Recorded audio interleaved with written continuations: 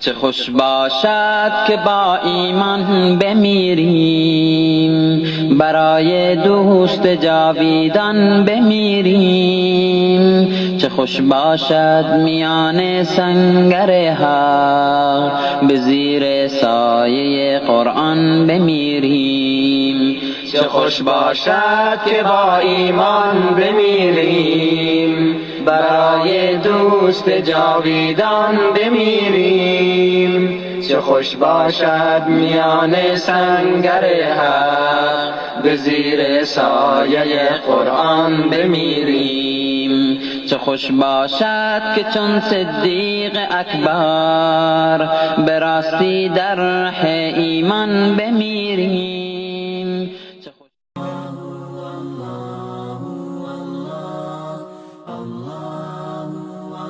سلطان ابراهیم ادهم یکی از اولیای خداست. شخصی آمد پیشش که ای دوست خدا، سوال دارم، جواب سوالم را بدهید یا مرا نصیحت کنید و برای من پند و اندرز بیان کنید و مرا متوجه بسازید. حضرت ابراهیم ابن ادهم گفتن چی مشکلی داری؟ گفت که من نفسم مرا به سوی گناه می کشاند، نفسم مرا عادت به گناه داده و گناه می کنم، مرا نصیحت کن. حضرت سلطان ابراهیم ادهم چی زیبا می فرمایند که ای انسان، حالا که تو عادت به گناه و معصیت کردی متوجه باش، گناه بکن اما به چند شرط، یعنی 5 شرط را بیان میکنن. حالا هر کس دوست داره که گناه بکنه با این 5 شرط. این شخص گفت که ای اولیای خدا، بگو این 5 شرط چگونه شرطایی است، برای من بیان کن. گفت فقط گناه کن با چند شرط. شرط اول این که وقتی که میخواستی گناه کنی، شرط اول اینه وقتی که میخواستی گناه کنی، برو در جای گناه کن که خدا تو را نبیند. به جای گناه و معصیت کن که خدا تو را نبیند. اجازه داری برو گناه کن، اما به جای گناه کن که خدا نبیند.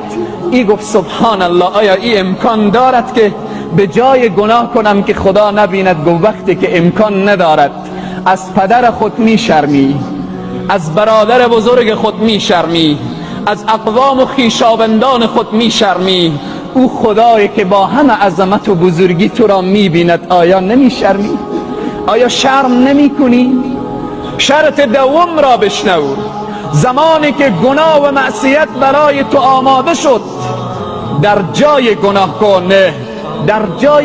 کن که ملک خدا و زمین خدا نباشد.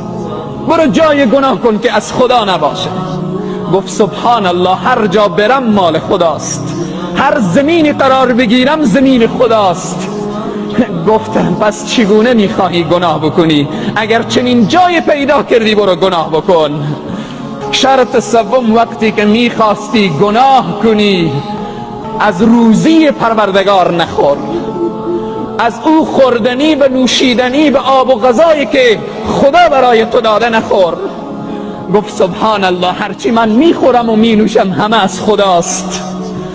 شرط چهارم، گفت زمانی که میخواستی گناه بکنی، با این شرط گناه بکن یادتو بیایه که به صحرای محشر فرشتگان عذاب تو را گرفتن و به طرف جهنم میکشانن، خود را از چنگال او فرشتگان نجات بدی.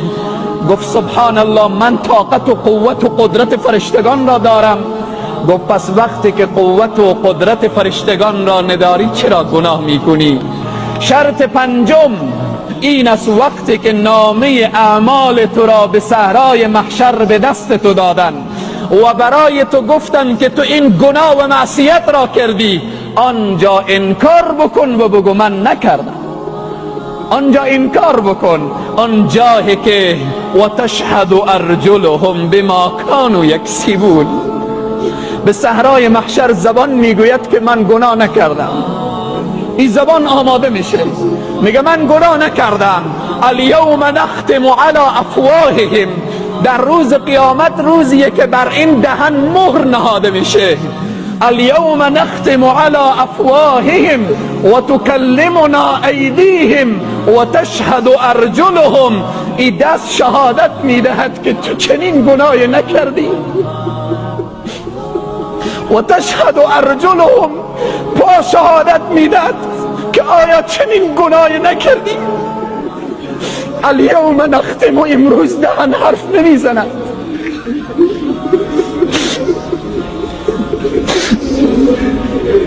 اگر میتوانی در صحرای محشر انکار کنی، بگی خدایا من گناه نکردم، امروز گناه کن.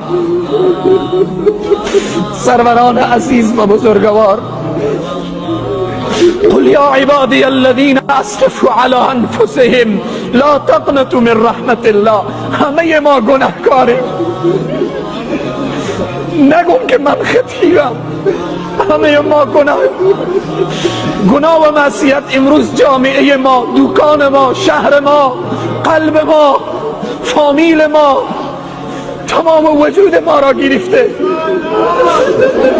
اليوم نختم على افواههم وتكلمنا ایدیهم وتشهد ارجلهم بما كانوا یکسبون.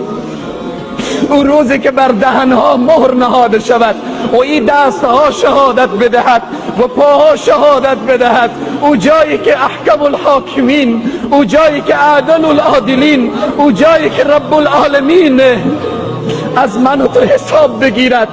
پس من و تو امروز باید متوجه حال خود باشیم، متوجه باشیم که شاید انقریب مرگ به سراغ من و تو بیاید. شاید یک ساعت مرگ، یک روز بعد، شاید یک ماه بعد و بالاخره شاید یک ثانیه بعد مرگ به سراغ ما بیاید. اما این دنیا تمام می شود. خدای تبارک و تعالی از ذره ذره از انسان پرسان می کند. بزرگترین نعمت پروردگار عالم برای انسانها توبه هست. برای انسانها اینه که بگه یا الله ندانستم، مثل حضرت آدم بلند کنه دستان خود را، بگه ربنا ظلمنا انفسنا و ان لم تغفر لنا و ترحمنا لنکونن من الخاسرین. مثل حضرت موسی بگه ربی انی ظلمت نفسی فاغفر لی فغفر له. خدایا من ظلم کردم بر نفس خود. مثل حضرت یونس بگه لا اله الا انت سبحانك انی کنت من الظالمین.